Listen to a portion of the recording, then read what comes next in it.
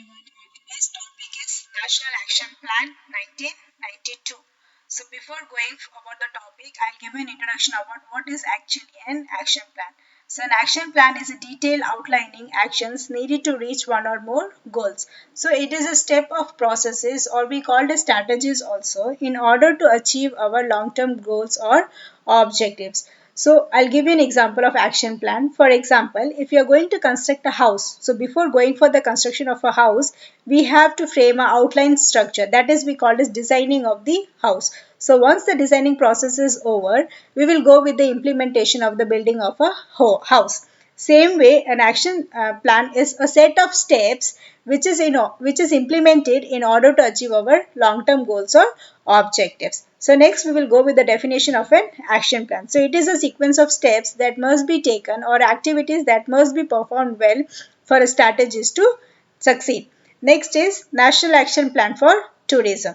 So the first National Action Plan for Tourism was presented in Parliament in the year 1992 in the month of May. This was presented in order to develop the growth of a tourism both as national level as well as your international level, because tourism is one of our industries where we have a greater scope for the economic development and its growth. It's not only generate the employment opportunities but it also helps in order to earn foreign exchange. So this national action plan was implemented to develop certain areas. So those areas are your objectives, strategies for development, improvement of tourist infrastructure, accommodation, encouraging domestic tourism, pilgrim tourism, craft villages, fairs and festivals, road transport, travel trade, facilitating tourist movement, foreign investment, convention tourism, developing areas on a selective basis for integrated growth, restructuring and strengthening institution for manpower development, marketing and overseas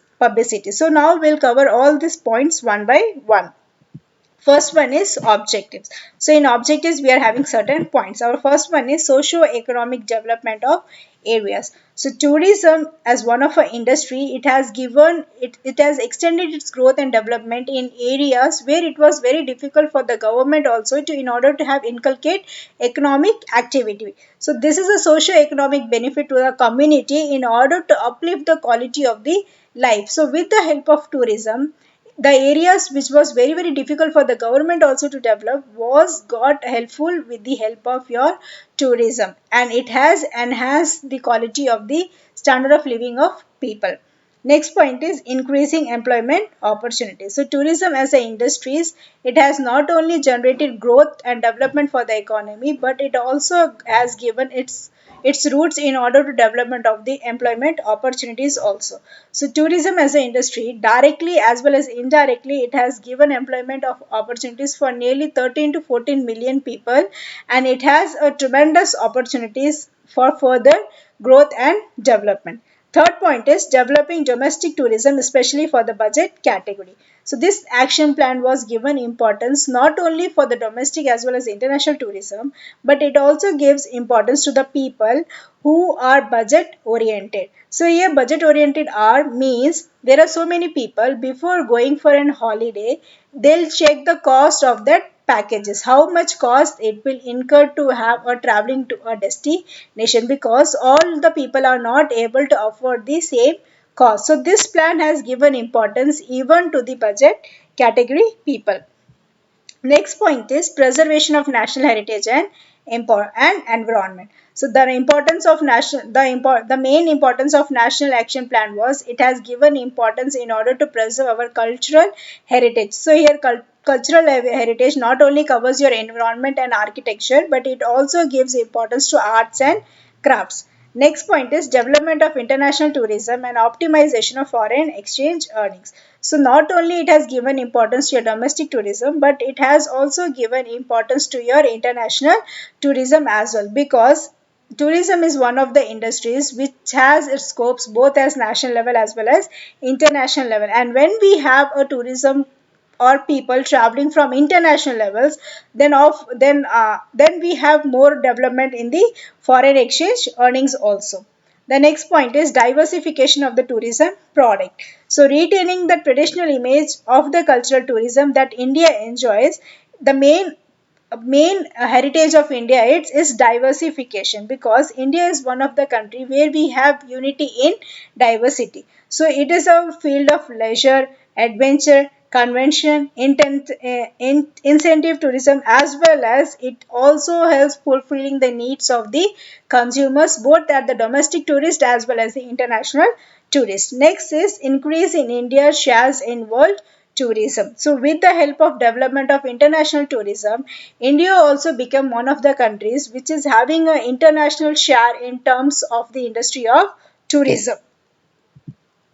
Next is strategies for development. So this has given importance to certain areas, and government has framed certain strategies in order to achieve or improve those areas. So first one is improvement of tourism infrastructure, developing areas on a selective basis for integrated growth, along with marketing of destinations to ensure optimal use of existing infrastructures. So here infrastructures covers your hotels, resorts or other types of accommodation. So government has given importance to develop the tourism infrastructures. Next point, it not only helps developing the infrastructure, it is also giving marketing to the different destinations we are making available in India. Next point is restructuring and strengthening the institutions for development of human resource. So it also generate employment opportunities, and it also have a great scope for the strengthening of your human resource. Next is involving a suitable policies for increasing foreign tourist arrivals and foreign exchange earnings. So we are having different policies for international tourists, because people traveling from other countries, they won't follow the same rules and regulation available in a domestic country. So we have a certain policies, we have certain rules and regulations for international tourists, which has made them happy traveling to their other destinations. Third point is improvement of tourist infrastructure. So with the help of private sector, government has given importance for the development of tourist infrastructure. So we have framed certain policies along with the private people in order to investment both as domestic and foreign, so that we can accelerate our growth for both national and international tourist people. So we, before going for the infrastructure development, they had framed certain policies, and these policies was implemented in order to have a good infrastructure.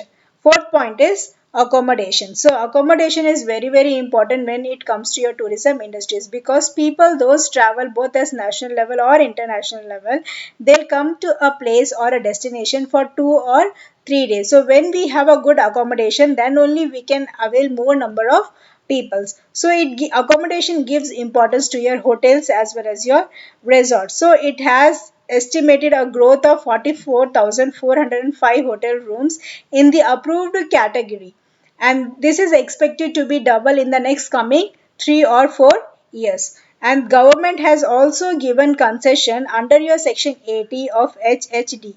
So your HHD stands for deduction in respect of earnings in convertible foreign exchange. So this is something in which we get concession for the people who are here generating your foreign exchange. So if you are getting any income in terms of dollars or pounds, so on those earnings government is giving certain tax deductions, so that we can encourage more of international tourism. So next thing is it also have a positive impacts on the development and growth of your hotels.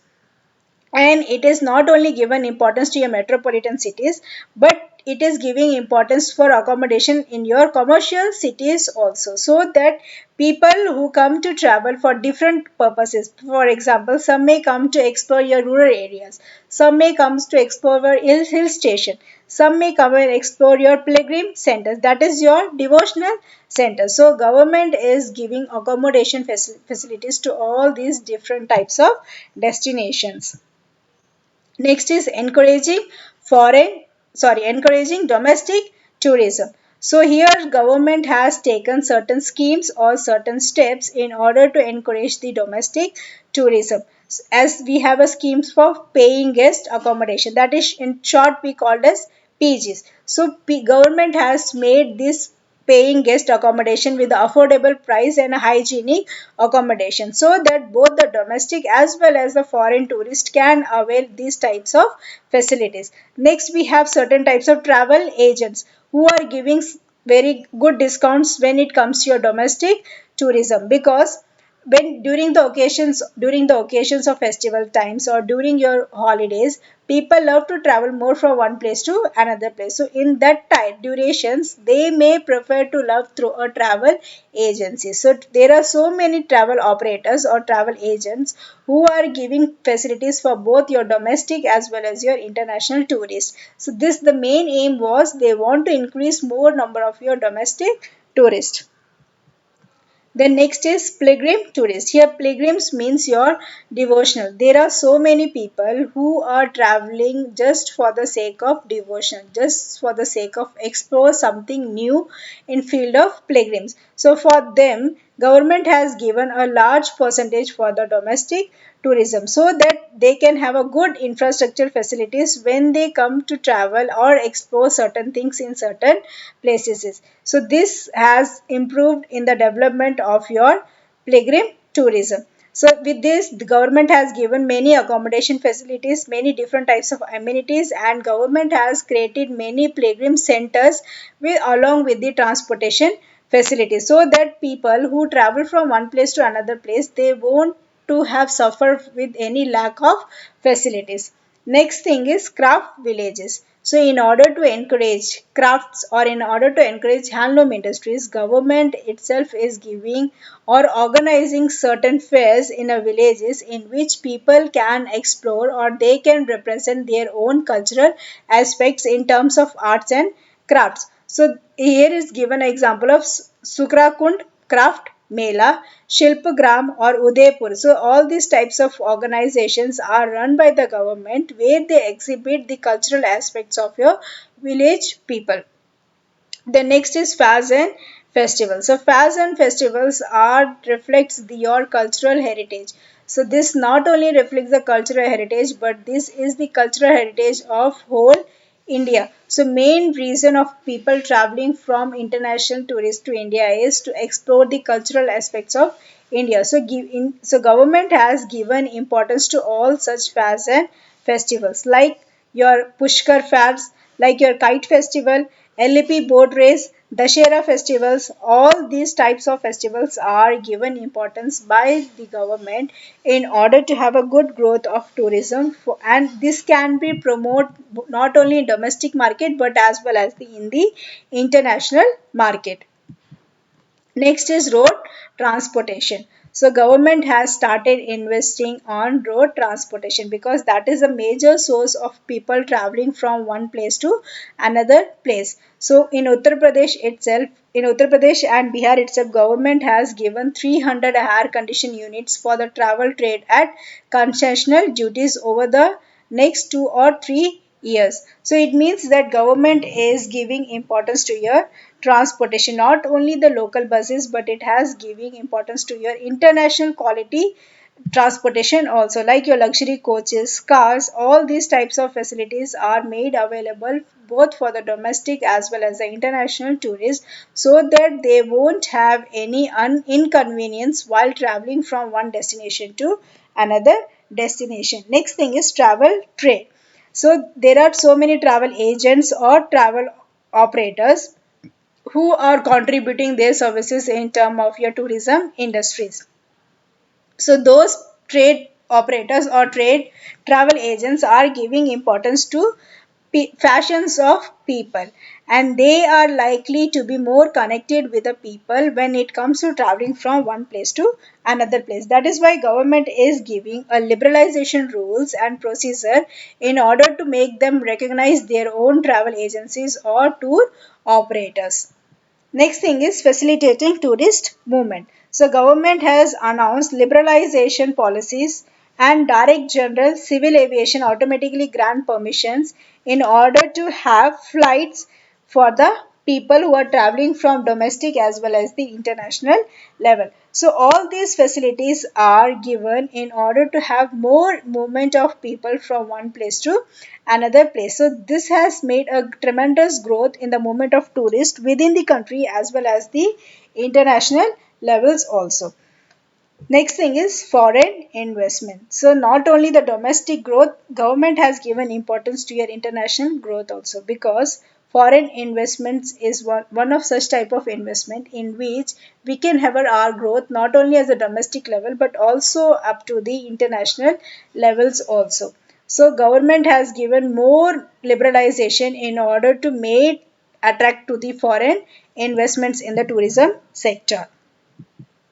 Next thing is conventional centers or conventional tourism. So government has given importance to convention and conference tourism, as there are so many people who are traveling from one place to another place in order to have conferences or in order to conduct your conventional programs. So government has given infrastructure facilities to all those different industries also, where people not only from India but as well as international tourists also travel from one place to another place in order to attend conventional or conference programs. So government is investing their contribution towards the growth of your conventional tourism. Next thing is developing areas on a selective basis for integrated growth. So here government is preparing large number of schemes or projects. With the help of those we can have different type of circuits. Here circuits are points which is connecting from one destination to your another destination. So with the help of private sectors joining together with government, they can have more number of circuits in India, which helps people to explore more number of destination with a small number of budget. Last point is restructuring and strengthening institutions for manpower development. So here manpower development, it is giving importance to your hotel management, catering technology and food craft institutions, because all these different institutions helps in developing and exploring your tourism sector. So they have given their own contribution in order to develop the tourism industries. So we are having different institutions for foodcraft, different institutions for hotel management and catering, and government is giving importance to all these different types of institutions in order to have a good growth of tourism, as well as they can generate more number of manpower in order to fulfill the employment requirements. Next is marketing and overseas publicity. So in order to develop our international growth of tourism, government is giving investment in the field of marketing, and not only it is giving domestic publicity but it is also helping in order to have a overseas publicity of our own tourist destination. So in order to have international publicity, Indian government has created one of the services called as Tour Net. With the help of this, they can obtain all the domestic services as well as the international services, and they can have the services of your transportation like airports, accommodations like hotels and other trade counterparts. So by sitting at one place itself, people can analyze all their travel destinations, and they can collect all the informations about a place, its language, its cultural heritage, and what are the locations available in those type of places. So government has giving both international as well as domestic publicity of your tourism. Then next we'll have a look about Ancient Monuments Preservation Act 1904. So this act comes under your action number 7 of 1904. So the Ancient Monument Preservation Act was passed in the year 1904 in the month of 18th March by the British Indian government. So this was done in order to preserve the archaeological survey of India.